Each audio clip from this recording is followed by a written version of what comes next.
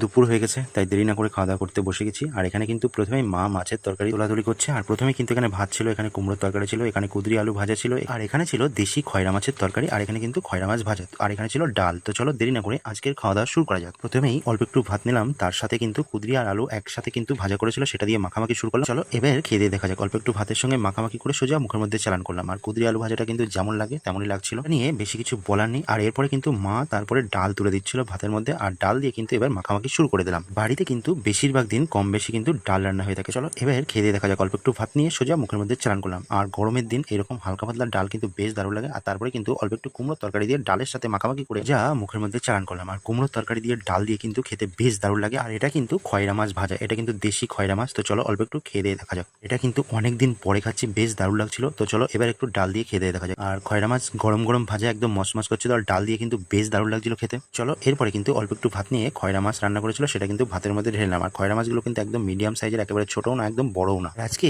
মা কিন্তু খয়রা মাছ আলু দিয়ে একদম হালকা পাতলা ঝোল করেছিল। তো চলো প্রথমে কিন্তু ঝোল দিয়ে মাখামাখি শুরু করলাম। চলো এরপরে খেয়ে দিয়ে দেখা যাক। একটা মাছ নিয়ে ভাতের সঙ্গে মাখামাখি করলাম, আর তারপরে সোজা মুখের মধ্যে চালান করলাম। মাছগুলো খেতে কিন্তু বেশ দারুণ লাগছিল, আর তরকারিটা কিন্তু বেশ দারুণ হয়েছিল।